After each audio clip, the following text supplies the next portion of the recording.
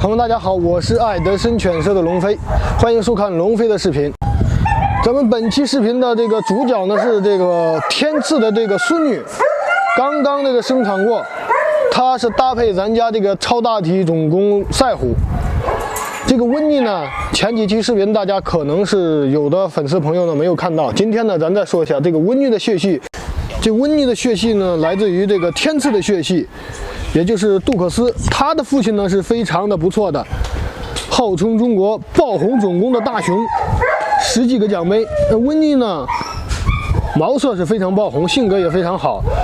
他的母亲呢是这个西米的孙女，大家都知道这个西米呢是一代这个传奇，性格毛色，出黑脸都是很不错的。这温妮的妈妈呢是他的这个孙女，更加加强了他们这个家族的一个基因。温妮非常不错的。温妮的这个头板很像这个类似于这个天赐，哎，温妮，很漂亮的。现在呢，生过这个幼犬，精神呢看着有点这个不是很好，状态呢不是最佳，可能是跟这个体质有关系吧。平常呢是特别兴奋的。 一会儿呢，让咱们粉丝朋友看一看他的这个幼犬。温妮在这一块呢，照顾小狗是非常好的。现在呢，把这个温妮呢是已经带到室内了，让大家欣赏一下它这个4条幼犬。本胎呢生的不是很多，4条呢也不错。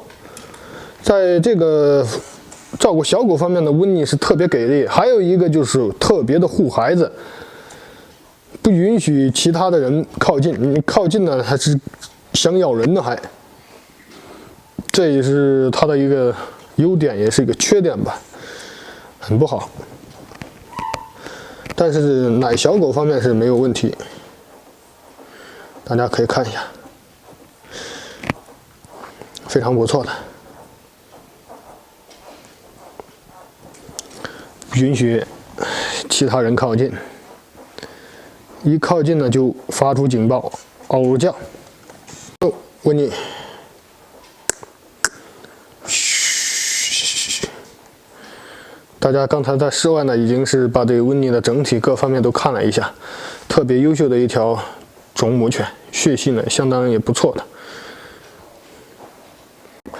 好了，朋友们，关于咱的这个温妮跟赛虎的这个幼犬呢，今天就让大家欣赏到这里了。 我是爱德森犬舍龙飞，一犬会友，天长地久。咱们粉丝朋友如果有什么不明白的地方，都可以评论在下方，龙飞第一时间为大家做出解答。谢谢朋友们的支持，咱们下期再见。